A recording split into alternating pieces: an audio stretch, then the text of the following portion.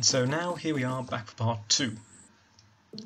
Well, he's just defeated our first proper fight and managed to recruit Agumon to our city. And here we are just getting some more meat, and then pausing repeatedly for a while, don't know what happened there. And we're about to go off into the first main area of the game.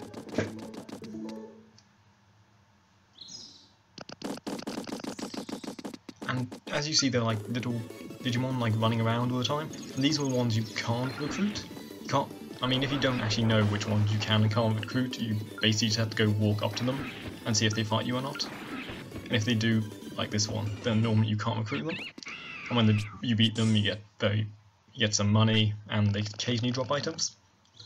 To be honest, the kind of boss main battles are generally just pointless, and you won't do them, and just you avoid all the Digimon.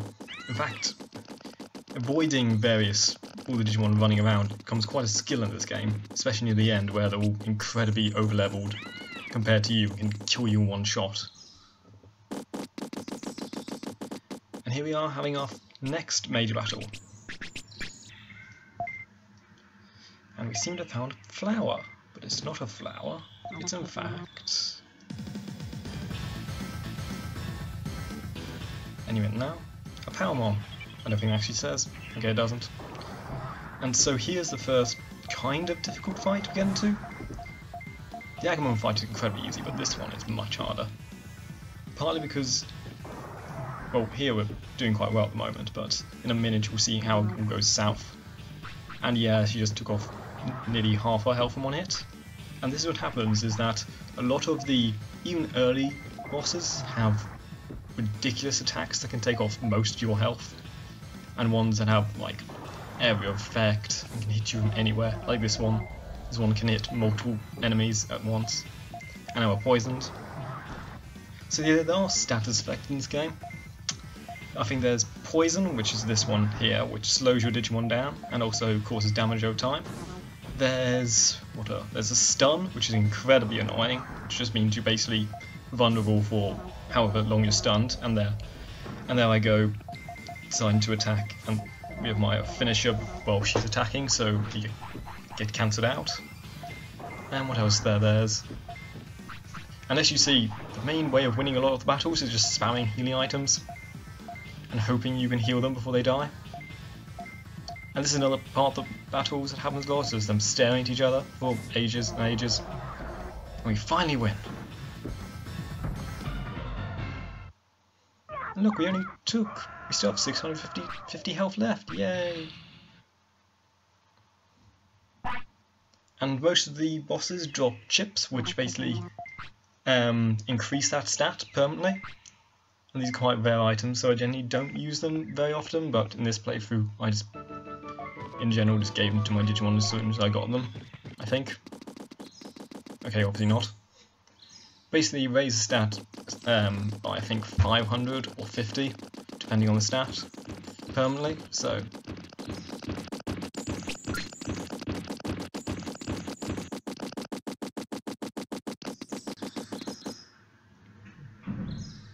Oh yeah, I was talking about the stats, weren't I? So what was I on? I was poison, stun, what else is there? Oh yeah, there's this weird one, can't remember what it's called exactly. I think it's called Digitize or something. It's where you turn into like a one of the old like sprites they used on the original Tamagotchis, and you look like that. And all we can do is like this one very weak attack. The thing is, it's actually quite beneficial in some cases because while you have it, while it's being put on, you kind of like warp, and in that point you're invincible. And when you warp out of it, you're also invincible. So it gives you invincibility frames by having this stats effect put on you. And also, your attack is much faster. Your like basic attack you get with this is much faster than most attacks in the game. So you can just stun lock enemies. You won't do any damage, but... And so Palmon now upgrades the farm, so we now get giant meat. And she'll also sell us extra meat, so as long as you have enough money, now you shouldn't run out of food for a while. And here we are just talking to random people for a while. And basically each time you recruit Digimon will have something to say about it. There he said, like Kurumon. No, we haven't recruited Kurumon yet. Basically he said like Palmon's now upgrade the farm, hope we have enough food for everyone, stuff like that. And here we go and see what Agumon did. He becomes the item keeper, which is basically just an item bank, so you can store all your rare items in there, because you only have a limited inventory. I can't remember how much you can store at first. You can upgrade it, but yeah, so I'll put my brain chip in there. I haven't used it yet.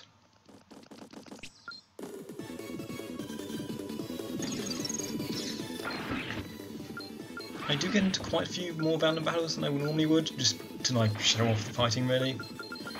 And again, that one nearly took off, what, 300 health again, and it's like in the very first area of the game, so if you go here with one that hasn't been trained up at all, you'll probably just die instantly. So there we are, feeding Agumon our giant meat. Not gonna make any jokes about that. That's beneath me. No, bad. And then we picked up a Digimushroom. Basically, this is the main way of getting food early in the game before you get Palmon, is going into the forest and finding the Digimushrooms. Well, they don't really look like mushrooms. I mean, they kind of do. At first, for ages when I first played this, I thought they were like weird faces, and like the stalk was the tongue, and then you have like two dots higher up which look like eyes. I just couldn't see the mushroom for ages. And so here we are on our next major fight. And this one is probably one of the hardest earlier ones, just because Agumons are very fast and very strong. And this fight goes on for a while, because of those two reasons. And here we are just basically stun locking him for a bit, and then we run into a corner, for whatever reason. You dodge our attack there. That's another thing about Agumon. Compared to a lot of Digimon, he moves around a lot, so you dodge a lot of your attacks.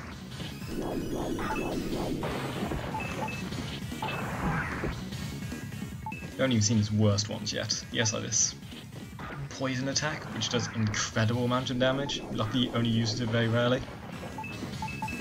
I think we're even halfway through the battle yet. And so we have a finisher now, so hopefully we'll be able to pull it off. And yes, and we actually managed to pull this finish off. And oh, I haven't described that actually. Basically, as the fight goes on, the underneath your health and MP, a little thing comes up, and now we're stunned. And as you see, it's very annoying. And he uses his finisher on us, and that does a lot of damage. But basically, the finisher is, as you fight and do various things, little underneath the two health bars, the health and MP bar, letters come up, which then are finished, and when that gets to the top, you can like command your Digimon to use their finishing move, which is a much more powerful attack. And there's the Digitize. And you see our attacks do no damage at all, and I think we managed to get off. Yes, and we managed to win. Just.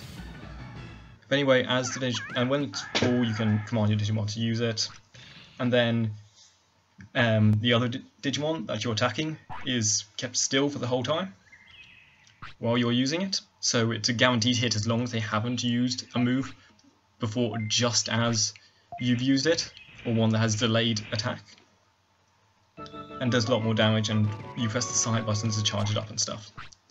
And this is another thing that happens quite often early in the game, is that if your health gets too low, I think it's beneath 1/4 of your max health, there's a chance during the battle you get injured, and if you don't treat that with bandages or medicine, then eventually you'll get ill, and that counts as a care mistake, and it causes happiness and discipline to go down, and also I think it decreases lifespan. We're not quite sure how it works exactly.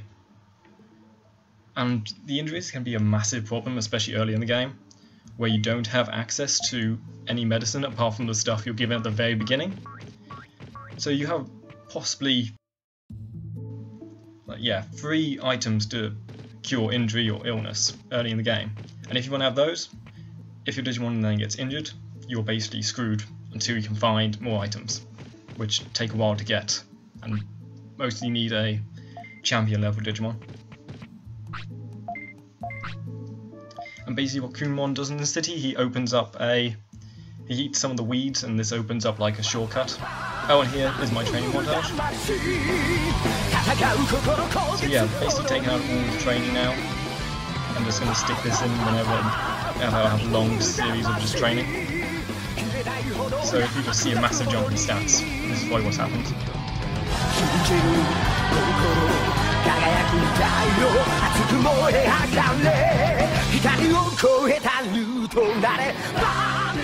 Because, like I said, a lot of the game is just being in the gym training for ages and ages and ages. And so we set off back into Native Forest. Like, yeah, here we are getting into another fight, for whatever reason.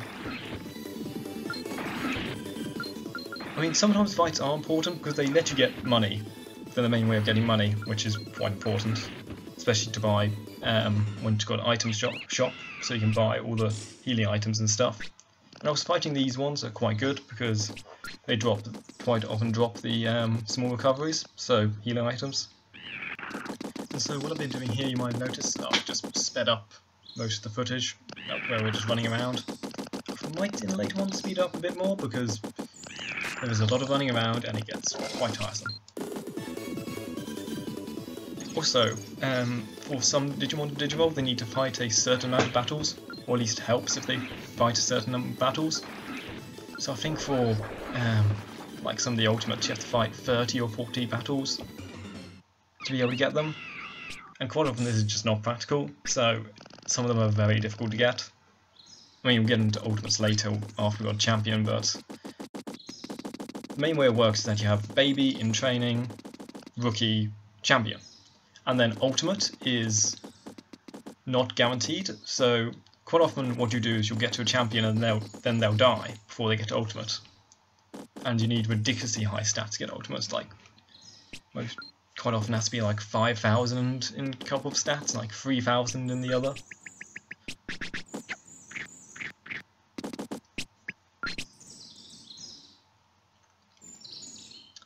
And here I'm just showing the main screen.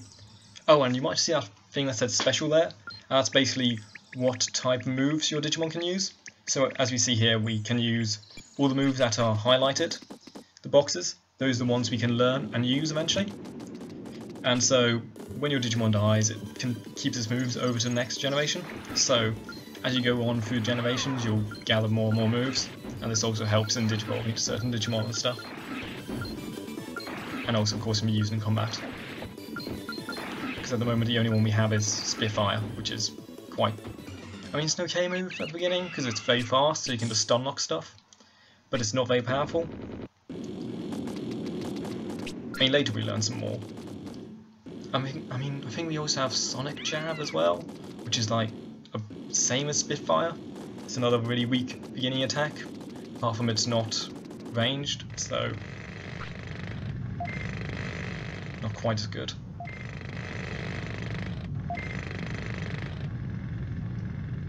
And so here we are in the tunnel, and basically what they're doing is digging through this mountain. But at the moment, they're still digging, so we have to go and try and find a way to speed up the digging. And I don't know why I do that. Basically, you can scold or praise a Digimon, and that increases and decreases one stat each way. So, like if they have very low discipline, you can scold them a lot to make their discipline go up, but then of course that'll cause their happiness to go down. And there I got a bit lost. I went to see the wrong one first. Oh yeah, and you can have multiple battles, so if there's more than one Digimon on screen when you initiate a fight like that, so if in the previous room, I think we see it later actually, I go and fight up to one of them and initiate a fight, the other two will get involved as well, and this can get very annoying, and the multiple battles are very hard, partly because they'll just stun lock you. Like one enemy will hit you, and then you'll go to do an attack, another one will hit you, another one will hit you, and you just get stun locked. Unless you're much stronger than them, you'll just generally get killed. Don't know where I'm going now.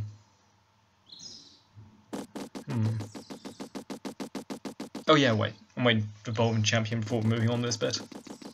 Basically you have to fight another Digimon there, and then eventually unlock the tunnel and recruit various Digimon. And we're coming up to our first Digivolution. Finally gonna become a champion. And here we are, Digivolving. What's it going to be? And like I said, there's multiple Digimon your rookies can Digivolve into. I think most have about 4 or 5 they can Digivolve into. So quite often it is, while you can aim for certain ones, I'm not using any guides here, so I'm just showing off certain stats. There's quite a bit of a random chance what you'll get, and we got Centuremon. I mean, Centuremon's okay, not the best. Quite often I found in most of my playthroughs is that if you start with Agumon, you'll quite often just end up with Centuremon. And yeah, he has a different finisher, which we'll get to see later. I think I'll probably stop this part here. Okay, so, anyway, thanks for watching. Bye!